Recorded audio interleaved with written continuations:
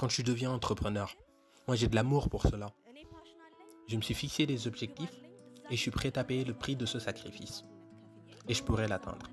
Comme je l'ai dit avant, à un moment donné, quand mon entreprise grandissait et que je ne pouvais ni suivre ni répondre aux besoins de cette croissance, j'ai dû vendre ma maison. Tu t'imagines, j'ai dû sacrifier la maison. Puis le temps passe et j'ai vendu ma voiture. Vous pourrez avoir une meilleure voiture en 2 ans, croyez-moi.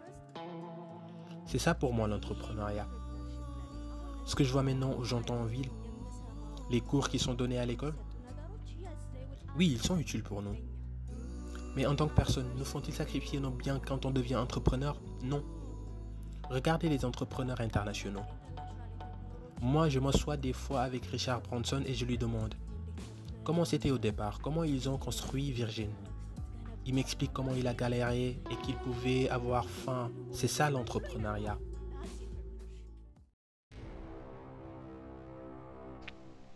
Bonjour les amis, bienvenue sur la chaîne Business et Partage d'Expérience, c'est Lamine. Si tu as de folles idées, vas-y fonce, n'aie pas peur de commettre des erreurs.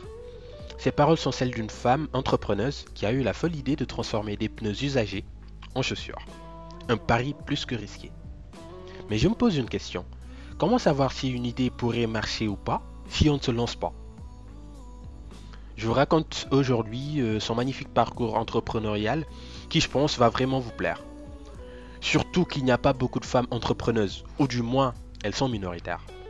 Quoi qu'il en soit, vous verrez qu'il est toujours possible de réussir en business tant qu'on est ambitieux.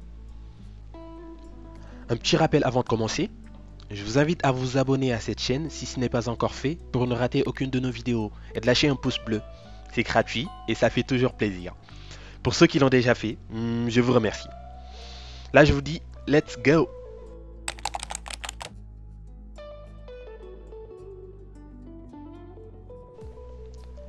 On le sait, tout le monde ne devient pas entrepreneur du jour au lendemain. En revanche, quand on est motivé, notre rêve finit toujours par devenir une réalité.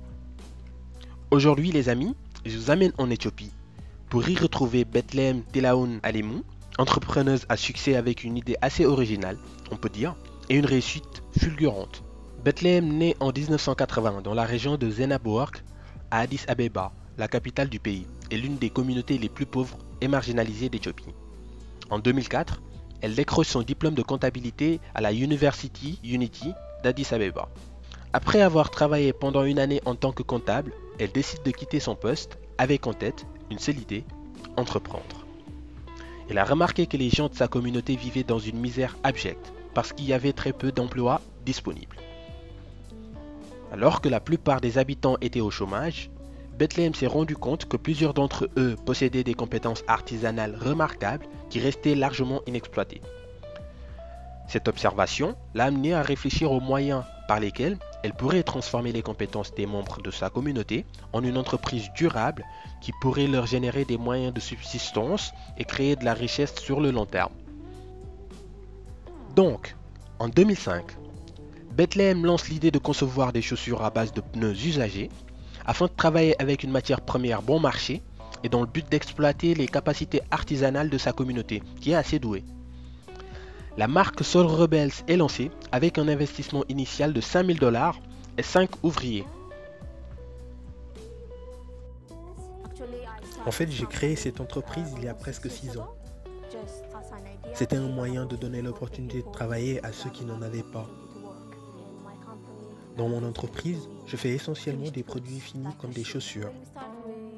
Quand nous avons commencé, nous n'étions que 5 personnes. Aucun d'entre nous n'avait de l'expérience dans la fabrication de chaussures. Mais avant, je travaillais pour différentes entreprises et j'ai eu l'opportunité de savoir comment le cuir était confectionné. Les 2 premières années de l'entreprise ne sont pas faciles, puisqu'elle peine à trouver le meilleur design pour ses chaussures. Avec les premiers prototypes, elle met sur le marché des chaussures lourdes, pesant 6 kg la paire.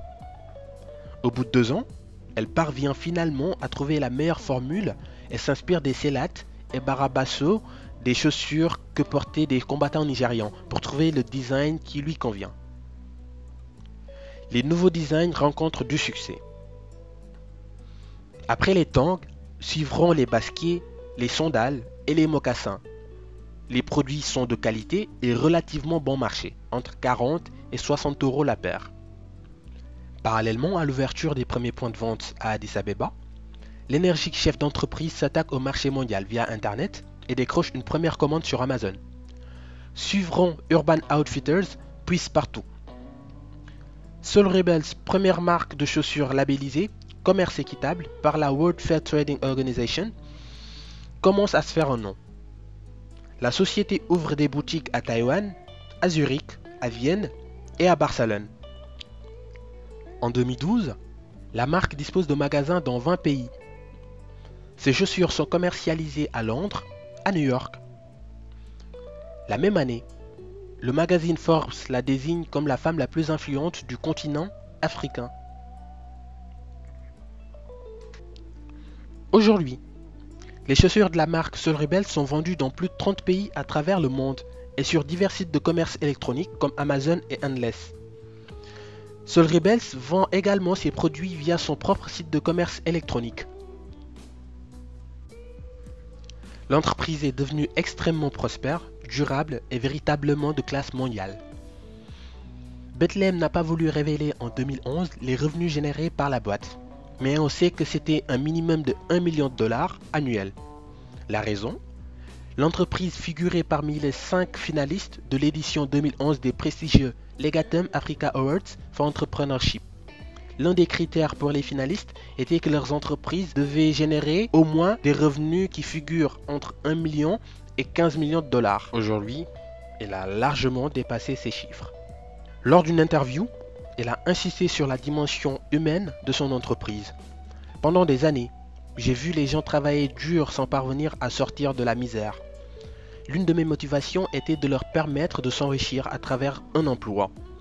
Elle se définit comme une entrepreneuse sociale. Bethlehem souhaite rendre ses salariés aussi heureux que ses clients. Soul Rebels aurait créé 1200 emplois en 2018 en Éthiopie. En plus de sa marque de chaussures, elle a aussi lancé The Republic of Leather, ou la République du cuir, une collection d'articles de luxe faits à base de cuir. En 2016, elle a lancé aussi Garden of Coffee, un concept de point de vente pour promouvoir les cafés éthiopiens. Mais ses ambitions ne s'arrêtent pas là. Elle a créé beaucoup d'autres business, notamment Shimi Shimi Crunch, spécialisé dans l'agriculture, Teftastic et Nude Foods. Comme elle le dit, personne n'est arrivé là où il est sans faire face aux défis. En entrepreneuriat, il faut être prêt à avoir beaucoup d'échecs. Quand on tombe, il faut savoir se remettre sur ses pieds. C'est la marque de ceux qui réussissent.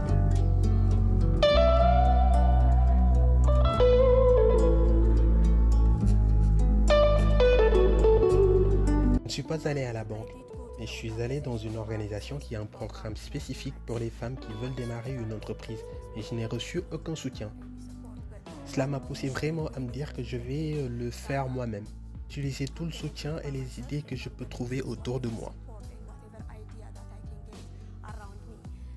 Et je pense que si vous dirigez une entreprise, vous n'avez pas à la gérer en tant qu'organisme de bienfaisance.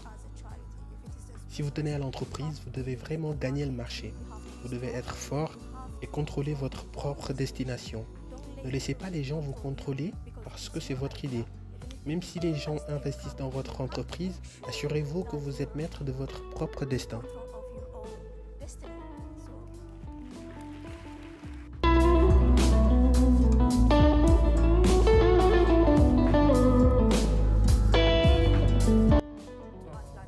Je suis allé à une foire commerciale à Atlanta avec mon produit pour montrer ce que je fais. Une personne est venue et m'a dit que c'est vraiment joli, je vais faire une commande. Il a passé sa commande et il n'a pas payé. J'ai été vraiment contente de recevoir des commandes de quelqu'un à Atlanta. Alors j'ai pris cette commande, je l'ai traitée et je lui ai envoyé le produit. Et il n'a pas voulu payer. Je me suis demandé mais qu'est-ce qui se passe?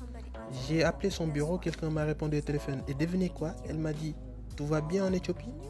J'étais là à lui dire, mais pouvez-vous me payer mon argent? Ce sont des situations auxquelles vous faites face tous les jours.